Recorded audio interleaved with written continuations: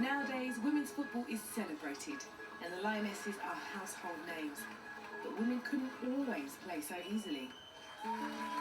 In 2019, The One Show told the story of the forgotten England women's football team that were playing back in the 1970s, and it was that story that inspired one viewer in particular. Film producer Victoria Gregory decided to make a documentary about them. I found a One Show piece and just hearing that story and going, why had it been forgotten? This is unbelievable, and it then became a mission to tell the story. The team played in an unofficial World Cup in Mexico in 1971. When the One Show film went out, there were only a few stills available of the event and no footage.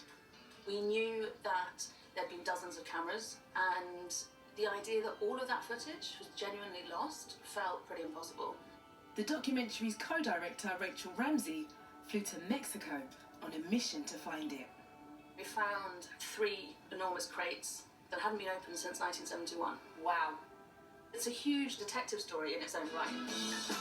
They managed to unearth enough material for a feature-length film and attracted some big collaborators.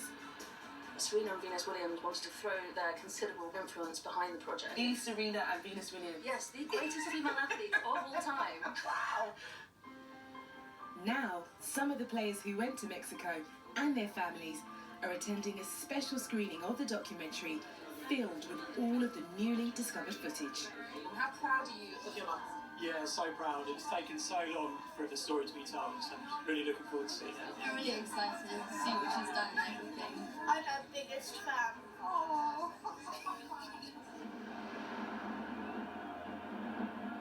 The documentary covers how hard it was for girls like the team's captain, Carol Wilson, to even play football. In the schools, it was frowned on. I had to sit and watch the lads playing, and I kept saying, can I play, can I play? No, no, no. For years, women had been officially banned from playing. And they made some excuse about it's not good for women's breasts, which was rubbish, of course. Attack is the best form of defence. But a coach called Harry Batt was determined to make sure women could play. Dad was an amazing man.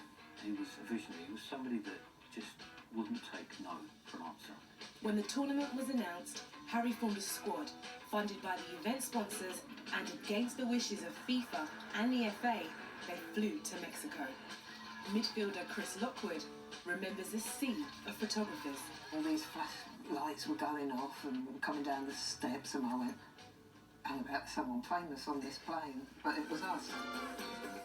The players became celebrities.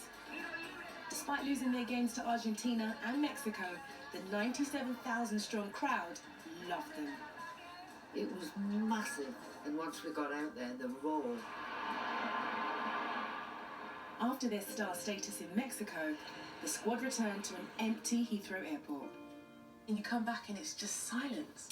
Yeah, we've had fanatics for 5 weeks, and we come back to absolutely nothing.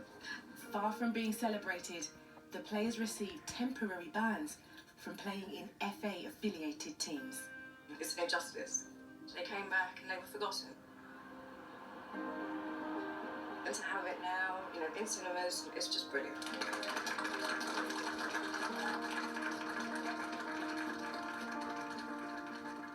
Oh, it's incredible. Obviously, I'm emotionally involved in the story already because it's my mum. We're just thrilled that we've all met up, and now the story's now on the screen. You can't take that away. I grew up telling my friends, everybody, my mum played football for the World Cup, and I don't think anyone believed me. And now I'm like, you can watch the film with my friend, it's true.